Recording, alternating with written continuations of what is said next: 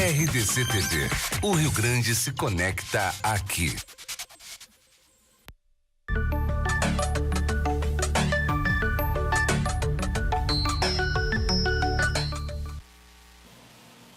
Boa tarde a todos. É um prazer ter a companhia de vocês nesse nosso primeiro programa ao vivo, Tempo em Família.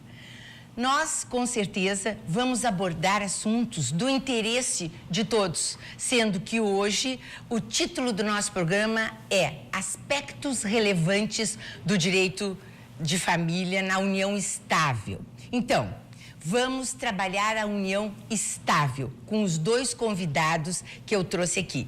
A doutora Ana Luísa Kaufmann, psiquiatra e psicanalista, e o desembargador Marco Aurélio Costa Moreira de Oliveira, brilhante também na sua atuação no nosso judiciário e hoje como advogado.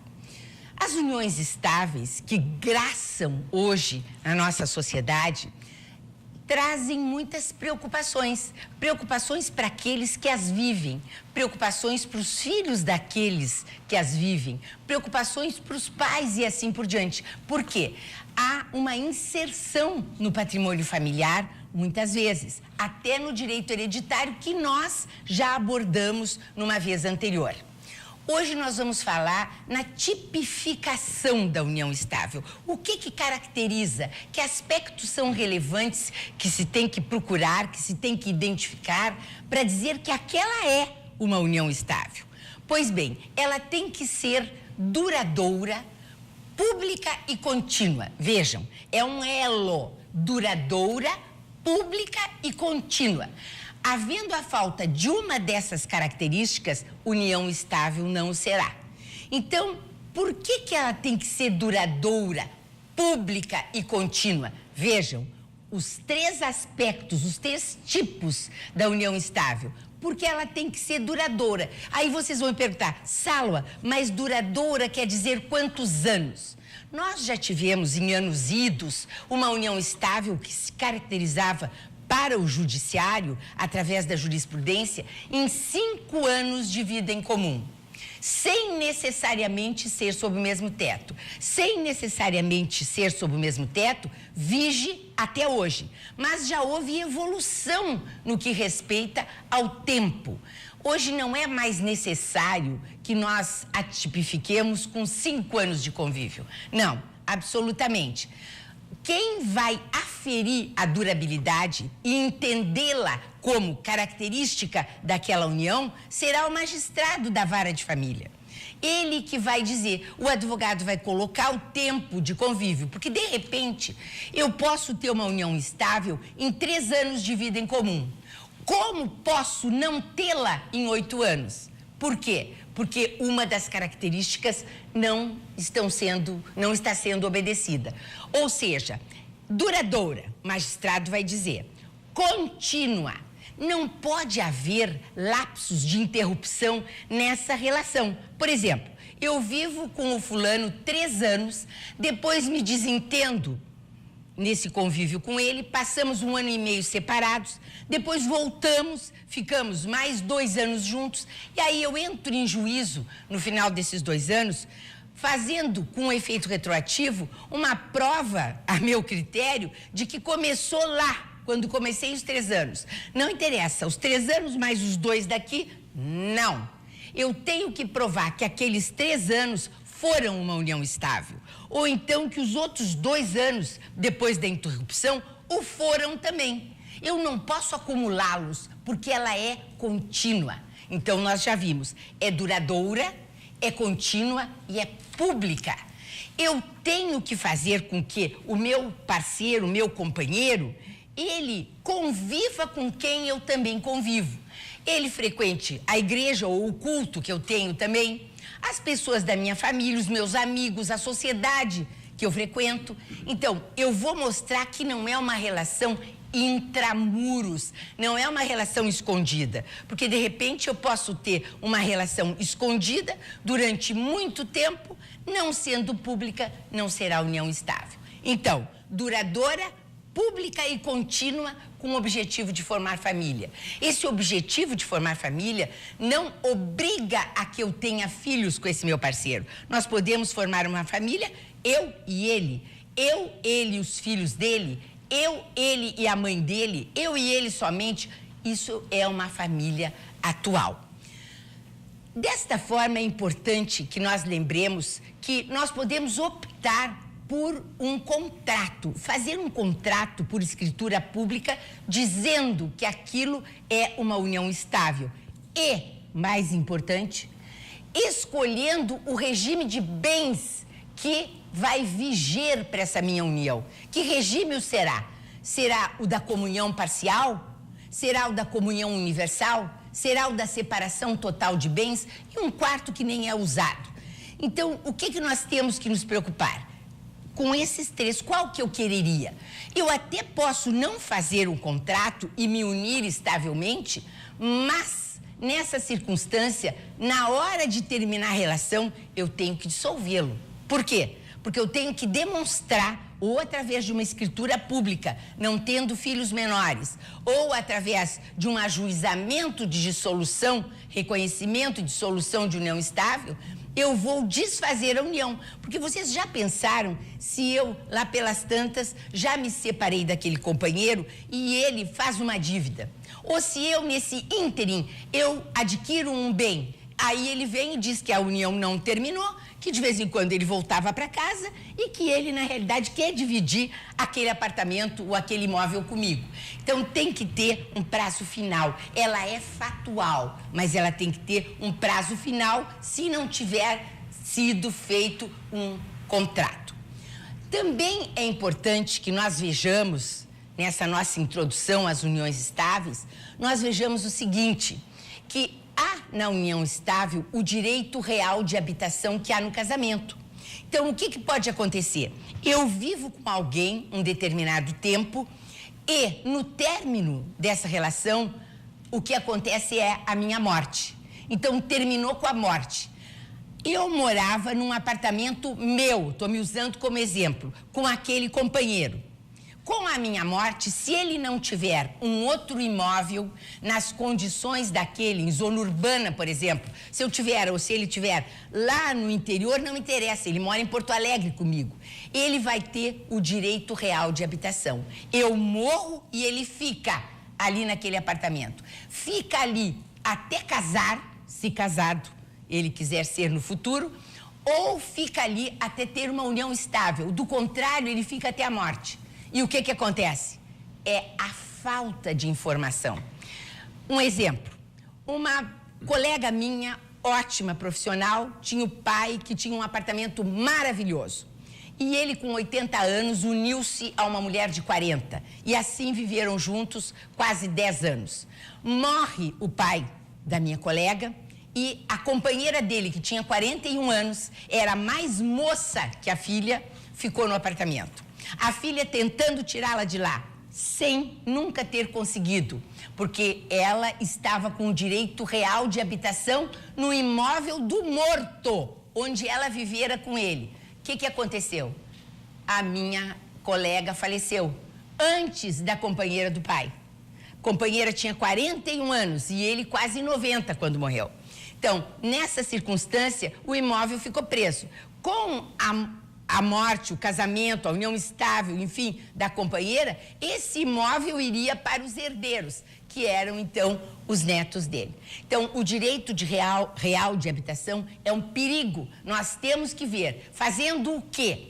Temos que ver se devemos ficar no único imóvel do casal com o companheiro, se não é melhor alugar um imóvel. Quer dizer, isso são ensinamentos para ter uma saída, ou aquela companheira ter um apartamento de um dormitório para ela nas redondezas de Porto Alegre ou em Porto Alegre, para que ela para lá possa ir na possibilidade da morte do proprietário do único bem. Então, isso é muito importante.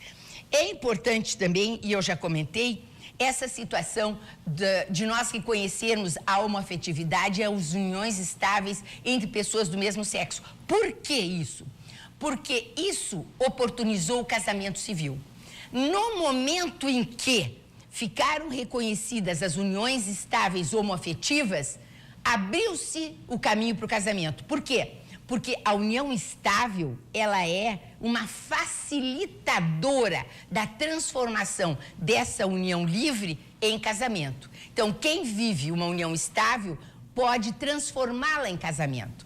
No momento em que foram reconhecidas as uniões homoafetivas como uniões estáveis, abriu-se o caminho para o casamento e eles podiam transformá-la em casamento.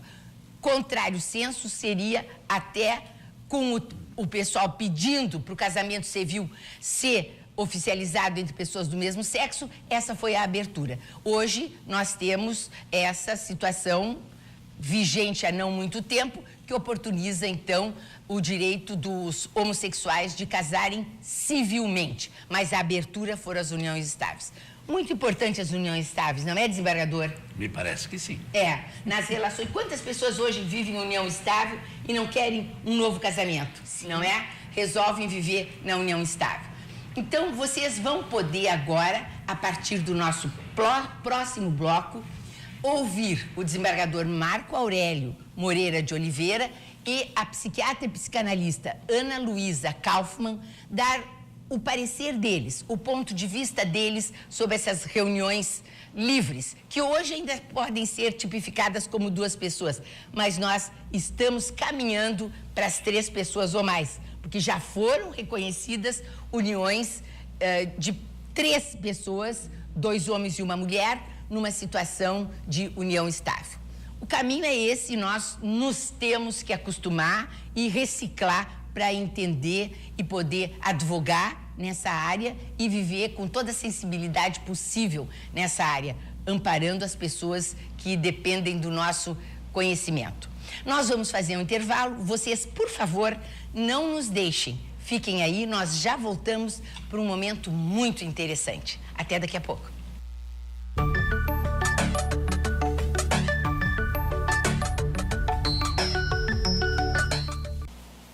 Bem-vindos conosco nesse nosso novo bloco. Desembargador, o senhor considera essa legislação que versa sobre união estável liberal ou não? Onde é que está a liberalidade? Depois eu respondo. Eu queria, em primeiro lugar, agradecer o convite da Salwa e dizer que eu sou penalista. E sempre que um advogado civilista ou comercialista me procura, e não sei nada de direito penal. É o que dizem. Eu poderia dizer, Salwa, eu aceito o convite, mas eu não sei nada de união estável. Com certeza. O que não é verdade. Todos nós sabemos de tudo, porque nós cursamos direito. E na união estável, inclusive os seus requisitos, nós temos que ver se a prova no processo é suficiente para a declaração da união estável. Porque a maior parte das uniões estáveis não vão ao judiciário. Elas vivem na sociedade, são aceitas socialmente. É isso que acontece. E temos que respeitar essa união ou todas essas uniões estáveis como uma entidade familiar ou pré-familiar, poderíamos dizer, porque não precisa necessariamente ter filhos, não necessita levar a sogra para dentro de casa. Todas essas uniões estáveis, elas têm que ser socialmente aceitas. Esse é o primeiro ponto. Quando é que o judiciário vai se manifestar? Quando, em relação a uma suposta união estável, nós vamos encontrar uma dificuldade para a sua caracterização ou não. Bom, em relação à pergunta propriamente dita, eu diria que a nossa legislação não é muito liberal. Ela estabeleceu a união estável de forma quase que fechada. Um homem e uma mulher, é o que está na Constituição. A Constituição estabelece claramente no artigo correspondente da união estável que a união estável é de um homem com uma mulher. Ora, isso não é tão liberal quanto se poderia imaginar, porque hoje nós temos a união estável homoafetiva entre 2 mulheres ou entre 2 homens. Eu só não concordaria com esse terceiro, Esse tripé, Por enquanto, porque daqui a pouco nós vamos ter que encarar. Esse tripé não desce pela minha gota. De maneira que eu acho que na união homoafetiva entre mulheres ou entre homens é perfeitamente aceitável. E o judiciário tem. E aqui uma coisa que eu até coloquei no meu livro Justiça e Ética, o poder judiciário é mais rápido do que a lei. A lei custa ser movimentada. Por exemplo, a união estável. É um exemplo clássico em que nós temos uma figura jurídica importante que rege a nossa sociedade e que não estava na lei. No início, a união estável, o que era? Era nada mais, nada menos do que uma relação quase que comercial entre um homem e uma mulher dividindo os bens. Era isso que fazia, porque, mas como é que nós podemos dizer que um homem e uma mulher que não são casados podem ter comunhão de bens? Surgiram então os aquestos, e o aquesto faz com que a união estável se estabeleça em relação a elementos materiais e econômicos. Para que não haja um enriquecimento ilícito. Exatamente. Aí eu lhe pergunto, o senhor falou na prova. Que provas o senhor acha importantes? Todas. Porque eu sou um penalista, não posso abrir mão do que diga o direito, o Código Penal a respeito de prova, o Código de Processo Penal a respeito de prova. A prova é qualquer uma, desde que convença o juiz de que deva declarar ou constituir uma determinada sentença. Qualquer uma. Por exemplo, eu agora recentemente escrevi um artigo sobre a prova indiciária, que está publicado na revista do TRF4, em que eu sustento a importância da prova indiciária para estabelecer uma conduta delituosa. Porque, mas não tem provas documentais, se diz agora. Houve casos importantes que o judiciário julgou, mas onde é que está o documento? Mas não tem documento. A prova indiciária é tão forte ou mais até do que o documento. E vai depender da sensibilidade do juiz. Isso é muito importante. E depois da sensibilidade, a fundamentação. A fundamentação é essencial por causa do artigo 94 da Constituição, que estabelece a necessidade de fundamentação. Não existe sentença sem fundamentação. A fundamentação, digamos, é o vigor da sentença, aquilo que cria a sentença como um elemento básico, e sempre o juiz vai procurar algum elemento forte. Mas aí nós também dependemos do tribunal. Aí sim, nós como advogados dependemos do tribunal, porque o que acontece? Sim. Não, eu não considero que tenha sido muito bem fundamentada por aquilo que eu pedi, pela prova que eu trouxe, perfeito, pelo conhecimento que eu ou outro advogado temos da união estável. Mas aí o juiz não fundamenta como deve a sentença dele e o tribunal ratifica. Então, nós dependemos do tribunal, na realidade. Quando eu fui desembargador de uma Câmara Civil, a terceira Câmara Civil, eu lá fiquei 4 anos. Muitos acórdãos meus a respeito de direito de família foram publicados pelo tribunal. Eu sempre gostei muito de direito de família.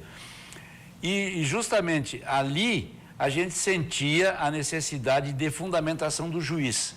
Quando a fundamentação era falha, nós anulávamos a sentença. Produza-se nova sentença. E até eu vou dizer mais.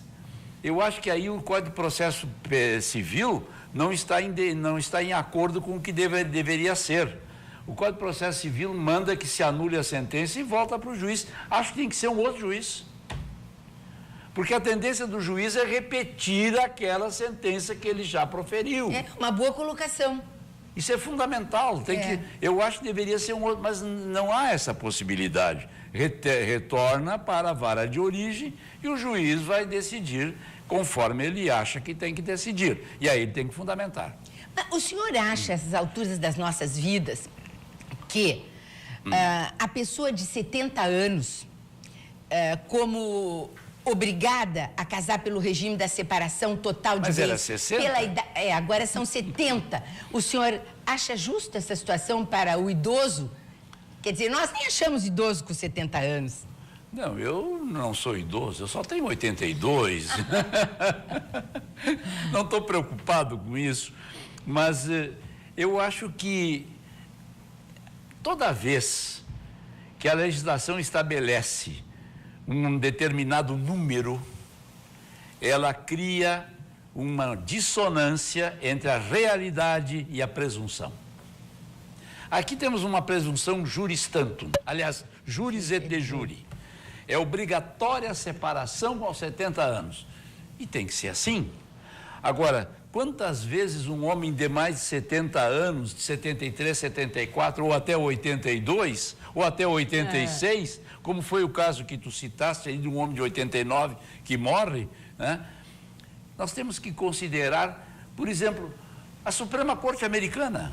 A Suprema Corte Americana não tem prazo para expulsória, como ocorre no direito brasileiro.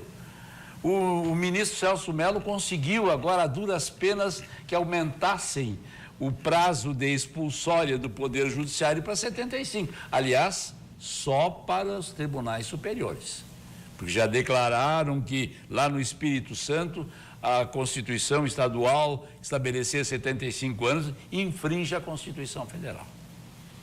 Bom, então, o ministro Celso Mello está lá com quase 75. Esse homem vai sofrer muito quando chegar aos 75.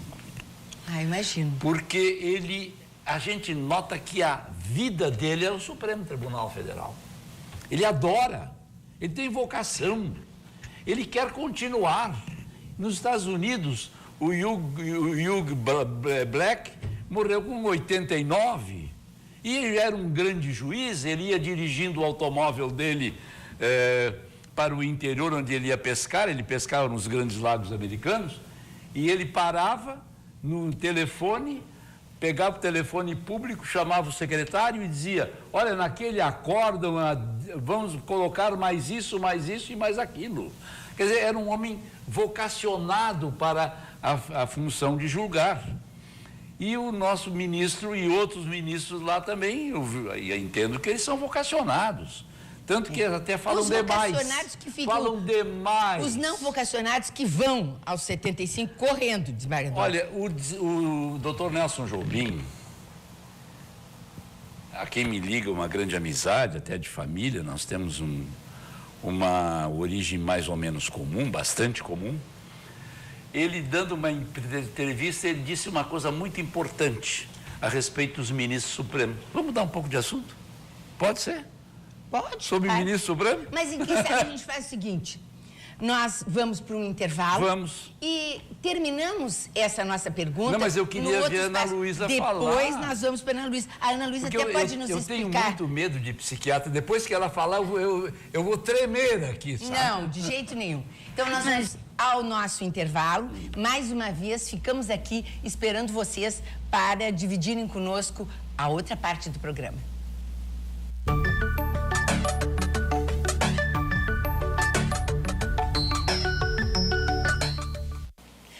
Desembargador Marco Aurélio, e como é que era a história do ministro Jobim?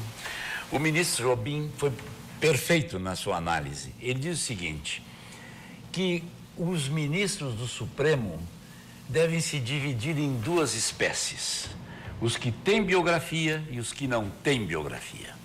Os que têm biografia são grandes ministros, porque eles trazem da sua biografia ensinamentos fantásticos. E outros que chegam lá sem biografia, escolhidos unipessoalmente pelo presidente da República, sem a base que seria necessária, são aqueles que querem fazer biografia. E aí vem as novidades. Que nos assusta. Nos assusta. Mas eu queria perguntar para a doutora Ana Luísa... Mas peraí, eu tenho o problema que tu tinhas falado sobre o problema do segundo grau. O segundo grau tem que examinar se o juiz deu uma sentença fundamentada, artigo 93, claro. 94 da Constituição, ali tem que ter fundamentação. Sem fundamentação se anula. E eu gostaria que seria um outro juiz. Mas tudo bem, eu ainda é assim, que seja o mesmo juiz. Que seja. E que o juiz tenha... Mas a ideia de que o juiz tenha como é, não a humildade. O juiz não pode ser humilde. Que ele tenha a modéstia necessária de... E a nobreza Isso é muito importante, de receber o acórdão para fundamentar a sua sentença. Com certeza. Quero que, mais uma vez, dizer, juiz não pode ser humilde. Doutora, nos vendo dialogar, conversar, falar em judiciário, é um perigo até a doutora nos analisar, hein, desembargador? A doutora Ana Luísa vai falar e eu tenho medo de psiquiatra. Pois é. Depois não reparem se eu começar a tremer. Doutora, a senhora considera que as pessoas optam pela união estável fugindo daquele ranço, daquele compromisso do casamento? Será que é por isso que elas resolvem viver uniões livres? Eu te diria assim, fugindo no bom sentido, né? Porque eu diria assim que as relações se estabelecem basicamente pelo lado da gente que quer, né? E pelo lado da gente que deve, né? Assim que a gente forma, assim que a gente se procura, assim que a gente se estabelece na sociedade. O lado que quer estar junto, né? Na melhor das opções, quer estar junto. O lado que deve tem que cumprir uma obrigação social. Quando o casamento era uma obrigação social, né? Uma exigência da sociedade, para que as pessoas pudessem estar junto, elas casavam. Hoje a gente ainda não está livre de todo o compromisso social, porque ainda existe uma exigência de estar numa união estável, né? Eu atendo muito adulto jovem, e assim, eles se sentem no compromisso, chega uma determinada idade, de estar junto. Eles não falam, eu preciso casar, mas eu preciso estar junto. Como é que eu ainda não estou namorando alguém? Como é que eu não estou morando com alguém? Como é que eu ainda não tenho filhos? Isso ainda é um lado da gente, assim, do dever, né? É uma exigência ainda do dever, não é só o que a gente quer, é o que a gente deve. Mas esse dever um pouco mais leve, assim, um superego atenuado, né? Que ainda nos obriga a estar com alguém, né? Isso é uma imposição que a gente percebe assim no consultório, que sofrem as pessoas, adulto, jovem principalmente, depois de uma certa idade se veem livre disso, né, dessa cobrança, mas não mais casados. Então, nesse sentido, não sei se eu fugi tão mais adequadas, estão podendo ser nesse sentido mais autênticas. Vivem a relação de acordo com o que querem e dentro daquilo que a sociedade ainda exige, né? Uma união estável, seja ela, né, como se diz, oficialmente feita ou só vivendo junto. Eu lhe pergunto, em experiência de consultório, são muitas as pessoas que lhe procuram para tratar o fracasso de uma união estável, a necessidade de dissolver, reconhecer e dissolver essa união? Sim, sim. Quando eu pensei nesse assunto, eu pensei assim, eu nem sei de cabeça quantas das pessoas, quantos dos casais que eu atendo são casados ou estão em união estável formal ou em união estável informal, né? E eu atendo muita criança e adolescente, então, assim, eu lido muito com casais, porque a gente conversa com esses pais, às vezes com mais frequência, às vezes com menos frequência. Eu não sei exatamente quantos desses estão em união estável ou estão casados, né? Mas sim, acontece muito das pessoas procurarem porque querem, e já me procuraram como casal, porque querem saber o que fazer, não é porque querem terminar a relação, querem saber o que destino dá a essa relação, né? E uma questão que eu acho interessante é assim, eu não sinto no meu consultório, claro que é uma amostra de consultório que é pequena, que isso seja diferente dos casamentos, né? As pessoas procuram igualmente, as que estão em união estável e as que estão casadas, né? Procuram muitas vezes uma ajuda para saber que destino dá aquela relação.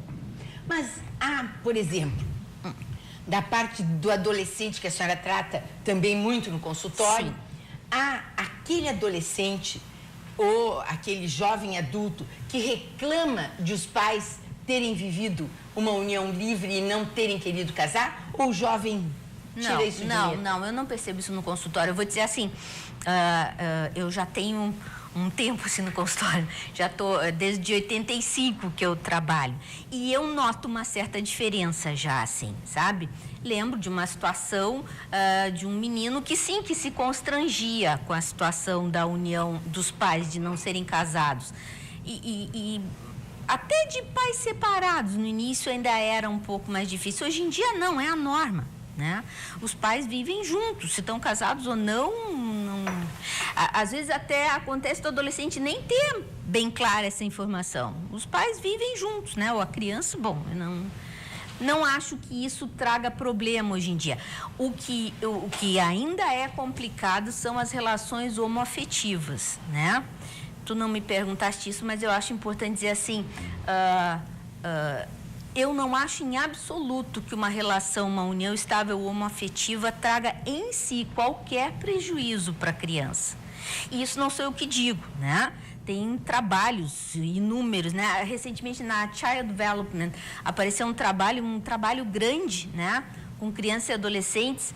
Eu acho que eram mais de 20 mil crianças à amostra e que mostram claramente que não há diferença no desenvolvimento da criança, né?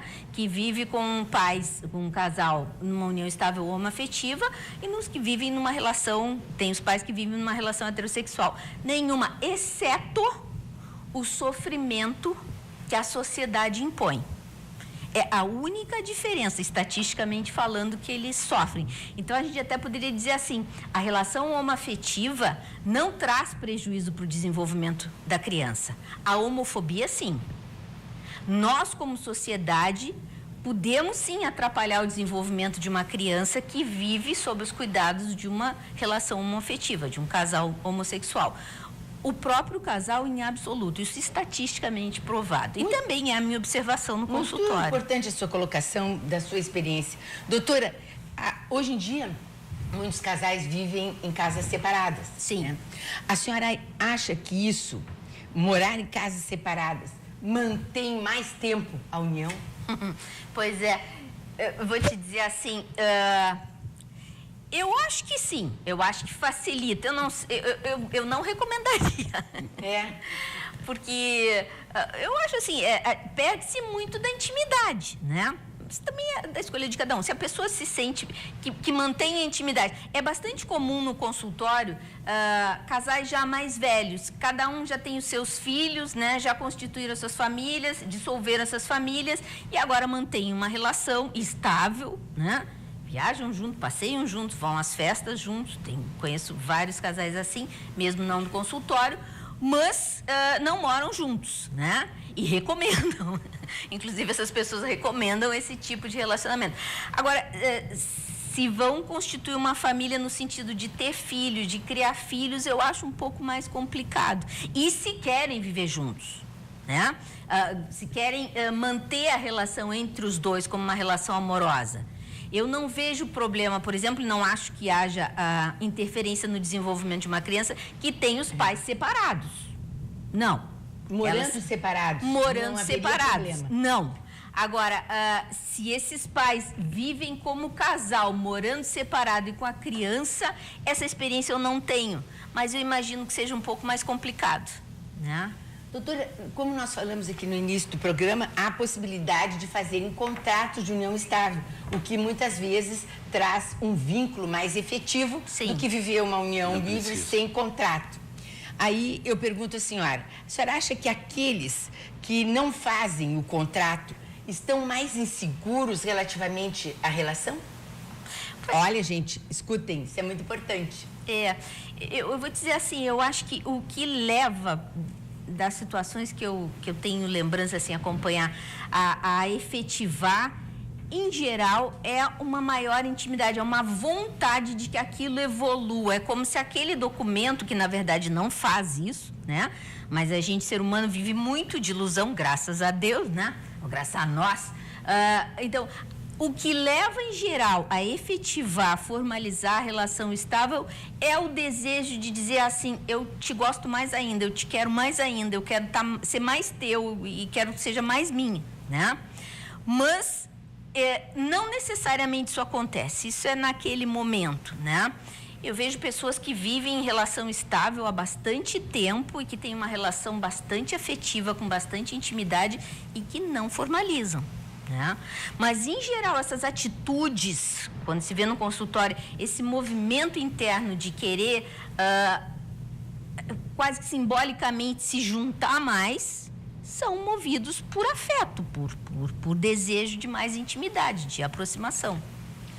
Nosso programa hoje é de uma serventia pública muito grande, porque a quantidade que se vê hoje nas uniões estáveis, nos casamentos, eles estão parelhos, uniões estáveis e casamento. Acho que nós tivemos a oportunidade de esclarecer bastante para vocês e estamos esperando que, se vocês quiserem entrar em contato comigo, eu estou às ordens.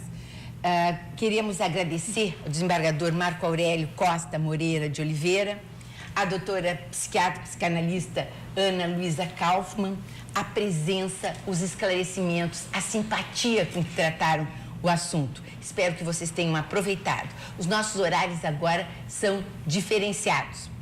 Nós vamos estar presentes todas as terças-feiras, às 5 horas da tarde, ao vivo, e aos domingos, às 18 horas. Então, eu espero vocês também aos domingos para nos encontrarmos aqui. Até a semana que vem. Foi um prazer tê-los conosco.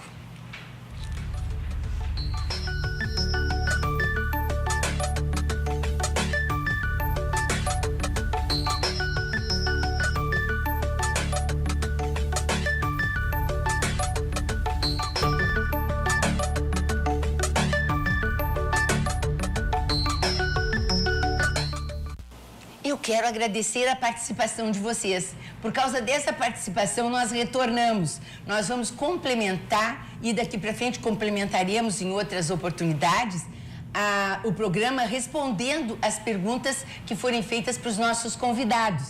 Quero agradecer também a participação daqueles que fizeram gestos carinhosos de amizade e de bem-querer e que apareceu no vídeo. Nós aqui num embate bastante grande, não tivemos oportunidade de responder para vocês na hora que entrava cada manifestação, porque nós estávamos conversando muito sobre a matéria de direito e depois sobre o comportamento advindo desses fatos que geram decisões judiciais. Desembargador Marco Aurélio, tem uma situação que eu gostaria de comentar com o senhor e ver o seu ponto de vista. Um casal que não faz um contrato de união estável, um casal que começa a viver junto e não decide nada sobre contrato, sobre regime de bens. Esse casal, se tiver adquirido bens na constância dessa união que não foi contratada, que não teve escritura pública, que não teve nada, no correr da relação, eles adquiriram bens. Esses bens, no término da relação, deverão ser divididos, porque são os chamados aquestos. E a relação é de comunhão parcial. Eu pergunto para o desembargador, então, um casal que viveu 5 anos, 8 anos, não interessa, adquiriu patrimônio naquele período, depois resolve fazer um contrato de separação total de bens, depois de passados 5 anos. Então, fazem um contrato... Não precisa ser 5 anos. Não precisa ser 5, 8, 10. Depois que eles viveram muito tempo juntos, eles resolvem fazer um contrato. Depois eu vou até sugerir o porquê que fizeram esse contrato. Resolvem fazer um contrato com efeito retroativo. Então, nós vamos fazer um contrato, uma escritura em cartório, dizendo que o regime dessa nossa relação, que começou há 10 anos, 8 anos, é o da separação total. Cada um fica com aquele imóvel que estiver no seu nome. De repente, um tem um imóvel e o outro tem 3. Mas que vai ser assim, vai retroagir, mudando o regime de bens. Como é que o senhor entende essa situação, juridicamente? Não pode haver mudança por uma razão, pelo aquesto. Quer dizer, os aquestos têm que continuar sendo divididos.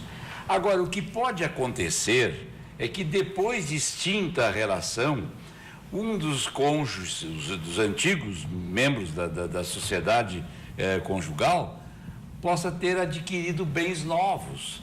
E aí a outra parte pode querer uma partilha porque entende que aquilo ainda é consequência da união estável. Eu entendo que não pode. Porque o aquesto, enquanto houve a duração da sociedade entre A e B, deve ser respeitado. Aquesto é aquesto, isso aí é da relação antiga do direito civil, desde 1916, lá do velho Clóvis Bevilacqua. Então, nós temos a necessidade de garantir o aquesto. Agora, depois dizer que aqueles aquestos não entram na divisão é uma ofensa ao fato, e o fato deve ser preservado. E eu acho também que é uma ofensa ao parceiro. Porque o que pode acontecer, que eu disse para vocês que eu abordaria? No convívio, o casal adquire 4 imóveis. Só que coloca um no nome de um deles e os outros 3 no nome do outro. Se eles quiserem dar efeito retroativo ao regime de bens, dizendo que vai ser o da separação, por óbvio que um vai prejudicar o outro, porque um vai ficar com um que está no seu nome e o outro com 3. Isso acontece? Acontece. Sim, acontece. Isso, as pessoas buscam os escritórios para fazer isso? Buscam, mas não é aquilo que eu entendo também juridicamente perfeito. O desembargador falou sobre os aquestos, explicou sobre os aquestos. São aquestos, sabem o que? Além dos bens, de tudo adquirido na constância da união, se chama aquestos, que vão ser divididos. Se vocês tiverem imóvel no nome de vocês, e esse imóvel não vai se comunicar com o parceiro, porque já era de vocês por ocasião da união, era anterior.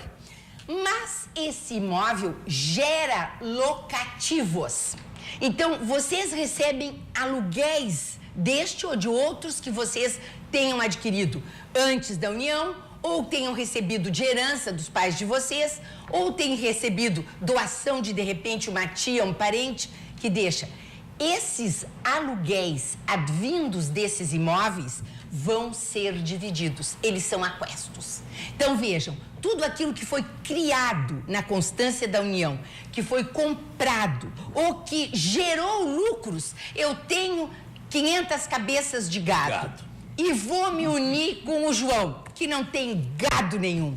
Mas eu fiquei apaixonada pelo João, não interessa. Esse gado se multiplica. Durante o período que eu vivi com o João, aquelas 500 cabeças tornaram-se 700. O João tem direito a esse gado? Tem. As 200 cabeças, isso, as 200 cabeças a mais do gado que procriou, eu tenho que dividir com o João. Então, eu fico com aquelas 500 que eu tinha, se vivos estiverem, vou ficar de qualquer jeito, e vou dividir as 200 com o João, sem para mim, sem para o João. Porque o produto, aquilo que adveio do patrimônio capitalizado no início da minha vida, eu vou dividir com o João. Doutora. Eu tive um caso em que eu fui vencido exatamente nesse ponto. Não era problema de união estável, era problema de filiação. E um dos filhos recebeu o reconhecimento da paternidade. E ele pedia a divisão da produção do gado. E eu fui vencido por 2-1 na minha Câmara. Pois é, doutora, quando eu tinha perguntado para a senhora sobre a insegurança das uniões estáveis, surgiu esse problema agora da participação nos bens dos aquestos, esse problema financeiro de briga por um pouco mais, um pouco menos, isso aí é uma constante nas relações afetivas? Acho que sim. Voracidade e cobiça, né? A Melanie Klein já estudou bastante isso. Faz parte, né, da nossa natureza. Eu até não gosto de falar na natureza humana, né? Eu gosto mais dos existencialistas, assim, que pensam mais na coisa como a gente vai se formando. Mas é uma constante, assim, as brigas por patrimônio, por divisão, que em geral, né, isso vocês que trabalham com direito de família sabem, o que tem por trás é afeto, né? É a briga pelo afeto da mãe que não teve, do pai que não teve, de quem foi o preferido, quem não foi, se foi justo. É motivo de briga muitas vezes, né? Então, às vezes são coisas assim, tipo, um casal que se separou, não houve problema algum, né? Uma divisão muito tranquila de tudo. Quando chegou na hora de dividir uma cadeira dessas cadeirinhas de diretor, como se diz, ali surgiu a briga. E o Supremo que julgou o caso de um cachorro. É isso mesmo. Mas o que eu quero dizer assim, não era cadeira, né? Claro. É tudo que aquilo representa, né? Todo o afeto que foi investido, o sentimento de não ter sido tratado justamente, a situação de humilhação que, em geral, quem é deixado vive, né? As culpas de quem abandona, né? As razões de terem estado juntos que se desfazem, né? As motivações. Então, assim, mas a briga acaba acontecendo de uma forma muito concreta e pragmática, pelo bem, uma briga pecuniária, assim, né? Como vocês falam. Ou pelo cachorro. O que importa é que as pessoas, na realidade, quando se vão unir, tem que entender que se tem que falar na parte econômica, na parte financeira. Sim. Como é que eu quero que seja a economia da minha vida? Eu vou adquirir imóveis, eu vou aplicar no quê? Na parte financeira, nos ganhos, na mantença da casa. Não adianta fugir disso. Isso aí é uma constante, isso traz muitas brigas. Hoje em dia, a maioria das pessoas não se separa porque houve uma traição. Absolutamente. Os problemas são mais profundos, não é de traição. Até porque as pessoas se cuidam mais para trair, não é? Porque a mulher está mais independente, o grau de suportabilidade de ser traída é menor, então os homens estão se cuidando mais, não é, desembargador? Então, a senhora não acha? Sim, sim. Então, nessas circunstâncias, se separam por outras situações. Bem, embora eu não quisesse sair daqui, até para poder responder as outras perguntas que nós nem colocamos no ar, eu prometo para vocês o seguinte: o programa, na terça-feira que vem, no último bloco, vai só responder as perguntas que vieram. Nós vamos deixar o último bloco para isso, para atender vocês. Foi um prazer estar aqui com vocês nessa terça-feira e não esqueçam que domingo, às 18 horas, nós voltamos felizes.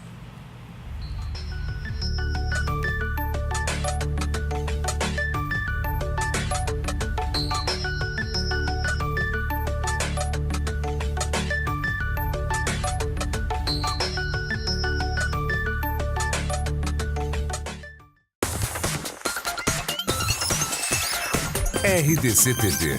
O Rio Grande se conecta aqui.